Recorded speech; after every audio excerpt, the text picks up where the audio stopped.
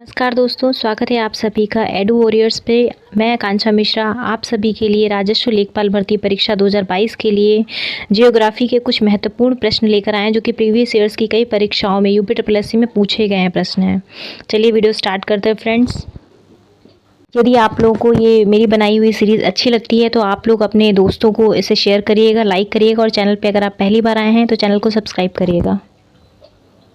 आज का पहला प्रश्न है फ्रेंड्स, नर्मदा के अतिरिक्त कौन सी दूसरी नदी अमरकंटक से निकलती है? अमरकंटक के पठार से कुछ नदियां निकलती हैं, इसी में आपसे पूछा है कि दूसरी ऐसी कौन सी नदी है जो अमरकंटक के पठार से निकलती है। पहला ऑप्शन है आपका महानदी, दूसरा ऑप्शन है आपका सोन नदी, तीसरा ऑप्शन है आपका बेतवा नदी और चौथा ऑप्शन है आपका ताप्ती नदी। आप लोग भी मेरे साथ साथ कमेंट बॉक्स में अपना उत्तर देते जाइएगा। देखिए ये प्रश्न आया हुआ है यूपीएससी की चकबंदी लेखपाल में आया हुआ है जो कि 2015 में हुआ था।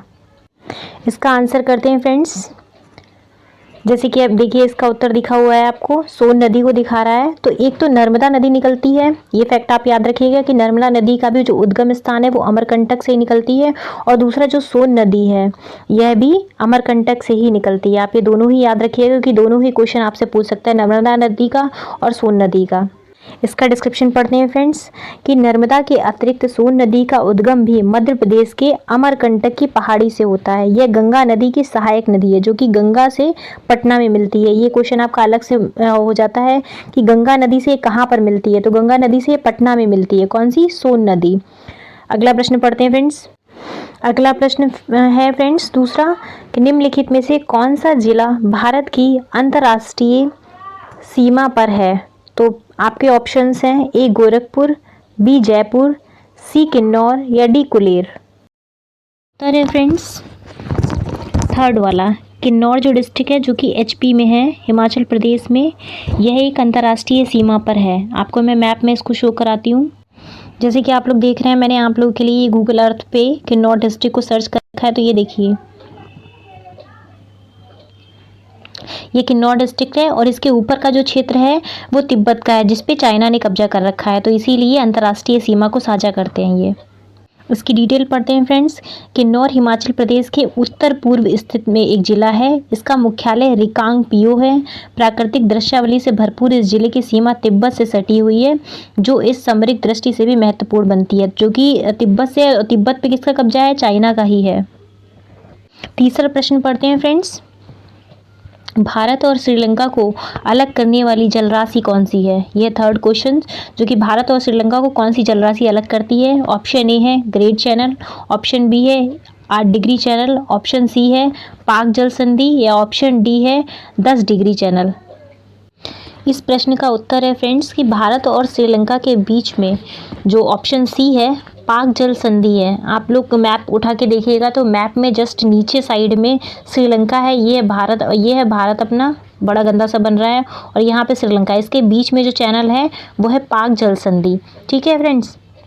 अब मैं आपको अदर ऑप्शन के बारे में भी बताती हूँ। जैसे कि 8 डिग्री चैनल की बात की गई तो 8 डिग्री जो चैनल है वो मिनिकॉय और मालदीव के बीच में, ये भी आप याद रखिएगा कि मिनिकॉय और मालदीव के बीच में जो चैनल है वो 8 डिग्री है। और जो 10 डिग्री चैनल है, ये क्वेश्चन भी बहुत बार पूछा गया है कि 10 डिग्री चैनल किसके किसके मध्य है, तो अंडमान और निकोबार के बीच में 10 डिग्री चैनल है। ये तीनों ही चीज़ें आप याद रखिएगा कि पाक जल संधि जो है वो भारत और श्रीलंका के बीच में, 8 डिग्री जो है वो मालदीव एवं मिनिकॉय के बीच में और 10 डिग्री चैनल जो है वो अंडमान एवं निकोबार के बीच में है। अगला प्रश्न है फ्रेंड्स, भारत का सबसे बड़ा एकल द्वीप सुदूर दक्षिण में कौन सा है? यानी सबसे जो सदन में स्थित है वो कौन सा द्वीप इन्होंने पूछा है। ऑप्शन ए है रामेश्वरम द्वीप, ऑप्शन बी मिनिकॉय द्वीप और ऑप्शन सी कार निकोबार और ऑप्शन डी है ग्रेट निकोबार द्वीप। आप लोग अंडमान वाला जो आप मैप उठाइएगा तो अंडमान वाला जो आप उठा के देखेंगे क्षेत्र, तो उसमें जो सबसे लास्ट में सबसे सदन में जो है वो ग्रेट निकोबार द्वीप है, जिसपे जो क्या है इंदिरा पॉइंट भी स्थित है, कि भारत का सबसे दक्षिणतम बिंदु भी बोला जाता है। इसका डिस्क्रिप्शन पढ़ते हैं फ्रेंड्स। भारत का सबसे बड़ा एकल द्वीप सुदूर दक्षिण में स्थित द्वीप ग्रेट निकोबार है। यह अंडमान निकोबार द्वीप समूह का दक्षिणतम द्वीप है। इसका क्षेत्रफल जो है वो 921 वर्ग किलोमीटर है, जबकि मिनिकॉय द्वीप का क्षेत्रफल जो है वो 4.80 वर्ग किलोमीटर है। आप लोग एक पॉइंट मैंने इसे जस्ट पीछे ही आपको बताया था कि अंडमान निकोबार को कौन अलग करता है? 10 डिग्री चैनल अलग करता है, ये भी आप याद रखिएगा। चलिए अगला प्रश्न पढ़ते हैं फ्रेंड्स। अगला प्रश्न है कि सूची 1 को सूची 2 के साथ में सुमेलित कीजिए। सूचियाँ दी गई हैं, ये एक सूची है और ये संबंधित राज्य हैं। ये कुछ चोटियाँ जो दी हुई हिमालय की और ये संबंधित राज्य हैं, इनको आप लोगों को मिलाना है।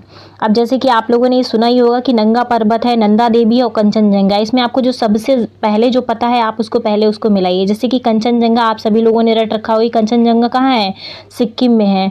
और आपने नंदा देवी के बारे में भी पढ़ रखा हो कि नंदा देवी जो है वो उत्तराखंड की सबसे ऊंची चोटी है, सर्वोच्च। और नंगा पर्वत जो है वो जम्मू कश्मीर में। इस तरह से आपने ये तीनों ही मिला लिए। तो आपका प्रश्न क्या हो जाता है कि कंचनजंगा जो सिक्किम से, यानी कि सी को आपने 2 से मिला है, नंदा देवी उत्तराखंड से मिलाया है, तो इसका 3 हो जाता है और इसका 1 हो जाता है, यानी कि 1 3 2 जिसमें ऑप्शन में है वो आपका उत्तर है। तो आपका ये उत्तर हो गया बी ऑप्शन, 1 3 2। अगला प्रश्न है फ्रेंड्स, निम्नलिखित स्थानों में किसे एमराल्ड द्वीप समूह के नाम से भी जाना जाता है। ये क्वेश्चन आप लोगों को थोड़ा सा यूनिक लग रहा होगा क्योंकि एमराल्ड द्वीप समूह, वैसे तो आप लोग अभी इसका जब उत्तर देखेंगे तो वो आप सभी लोगों को पता होगा, लेकिन एमराल्ड द्वीप समूह कुछ लोगों को पता होगा, कुछ लोगों को नहीं भी पता होगा। तो इस नाम से भी जाना जाता है। आपके ऑप्शन है लक्षद्वीप, ऑप्शन बी है अंडमान और निकोबार द्वीप समूह, ऑप्शन सी है मालदीव, ऑप्शन डी है दमन एवं दीप। फ्रेंड्स इसका उत्तर आप लोग गैस करिएगा मेरे साथ साथ। इसका उत्तर है ऑप्शन बी, अंडमान और निकोबार द्वीप समूह को एमराल्ड द्वीप समूह के नाम से भी जानते हैं। इसका डिस्क्रिप्शन पढ़ते हैं। ये क्वेश्चन देखिए आया हुआ है यूपीएससी में, आसुलिपिक में। अंडमान और निकोबार द्वीप समूह बंगाल की खाड़ी के दक्षिण में हिंद महासागर में स्थित हैं। यह द्वीप समूह 572 छोटे बड़े द्वीपों से, ये क्वेश्चन आप लोग ये इसको याद रखिएगा, ये डिजिट कि 572 छोटे बड़े द्वीप हैं इसमें।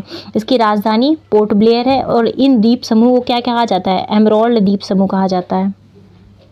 एक प्रश्न के साथ आपके कई सारे भी प्रश्न तैयार होते जा रहे हैं, इसलिए फ्रेंड्स अगर आपको ये वीडियो अच्छा लग रहा हो तो प्लीज़ आप इसको लाइक करिएगा और अपने जो भी दोस्त हैं वो तैयारी कर रहे हैं इस तरह की, उनको आप शेयर करिएगा। नेक्स्ट क्वेश्चन है कि भारत की 3 महत्वपूर्ण नदियों का स्रोत हिमालय स्थित मानसरोवर झील के निकट है।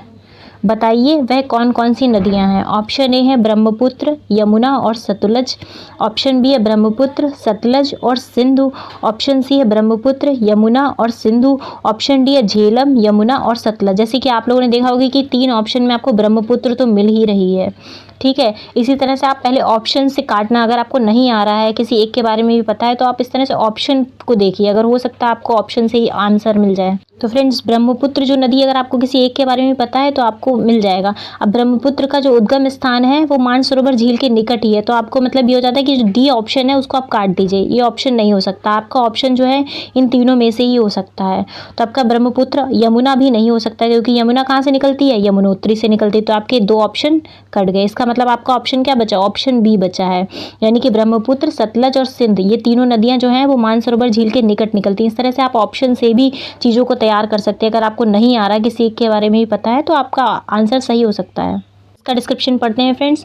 भारत की 3 महत्वपूर्ण नदियां ब्रह्मपुत्र, सतलज और सिंध का जो उद्गम स्रोत है वो हिमालय स्थित मानसरोवर झील है। जैसे कि इससे पहले भी मैंने एक क्वेश्चन लिया था आपको, उसका भी उद्गम स्थान पूछा गया था और इसमें भी उद्गम स्थान पूछा। तो आप लोग ये जितनी भी क्वेश्चंस आ रहे हैं उसमें देखिए आप उनका उद्गम स्थान और ये कहाँ जाके गिरती हैं या कहाँ जाके मिलती हैं, इन सब चीज़ों को आप ध्यान दीजिए। यहाँ से भी बन रहे हैं और उनकी सहायक नदियाँ, ये सारे क्वेश्चन बन रहे हैं फ्रेंड्स। अगला प्रश्न है पश्चिमी विक्षोभ जिसके कारण उत्तर पश्चिमी भारत में बारिश होती है, उसका उत्पत्ति स्थल क्या है। आपके ऑप्शंस हैं काला सागर, ऑप्शन बी है कैस्पियन सागर, ऑप्शन डी है भूमध्य सागर एवं ऑप्शन डी है अरल सागर।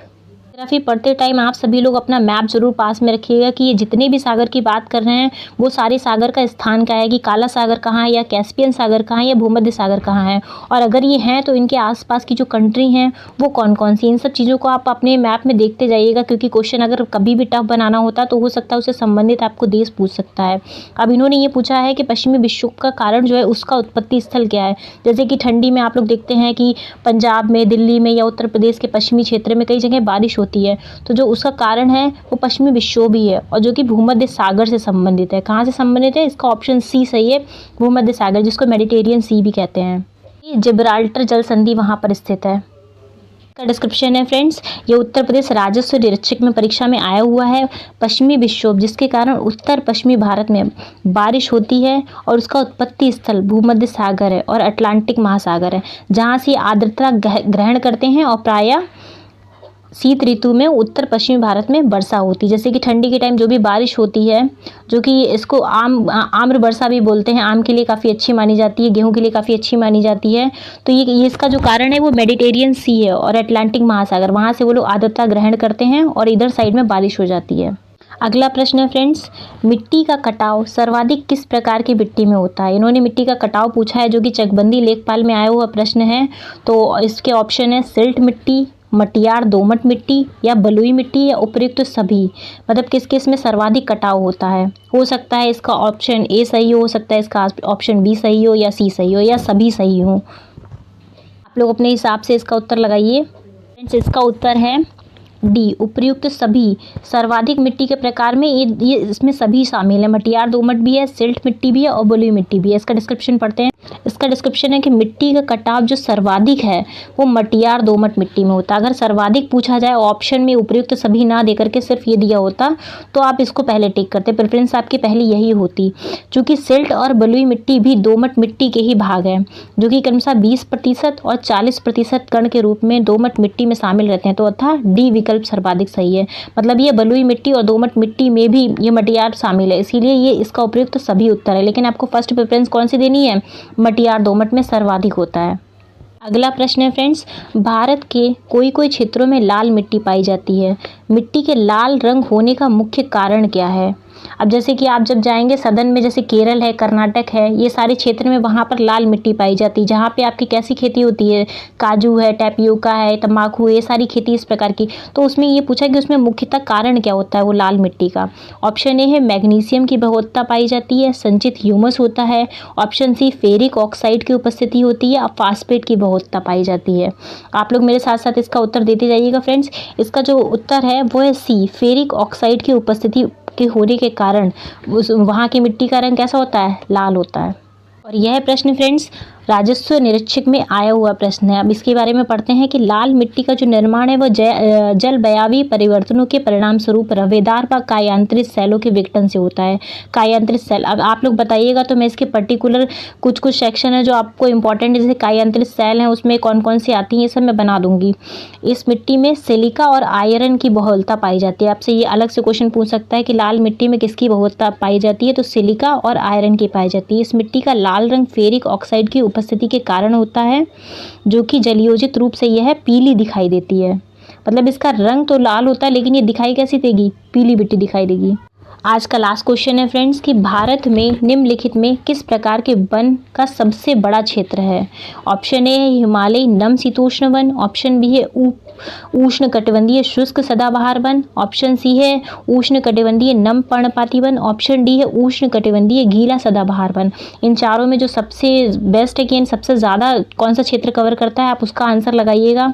पूरे भारत में इसमें थोड़ी थोड़ी परसेंटेज सभी की पाई जाती है, लेकिन जो सर्वाधिक जिसका क्षेत्र है विस्तार, उसके बारे में इन्होंने पूछा है। तो इसका आंसर है फ्रेंड्स सी, उष्ण कटिबंधीय नम पर्णपाती जो वन है उनका सबसे सर्वाधिक क्षेत्र पाया जाता है। इसके बारे में डिटेल से पढ़ते हैं फ्रेंड्स।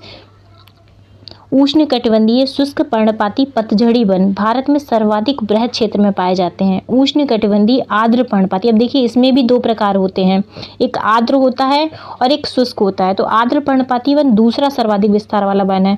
चूंकि विकल्प में कटिबंधीय शुष्क पर्णपाती वन नहीं है, इसीलिए विकल्प सी चुना है। अगर यहाँ पे शुष्क होता तो शुष्क को चुनते, लेकिन उसमें ऑप्शन में नहीं था, इसीलिए इसको चुना है। फ्रेंड्स, आज का ये लास्ट क्वेश्चन था। आप लोग बताइएगा ये सीरीज़ आपको कैसी लग रही है।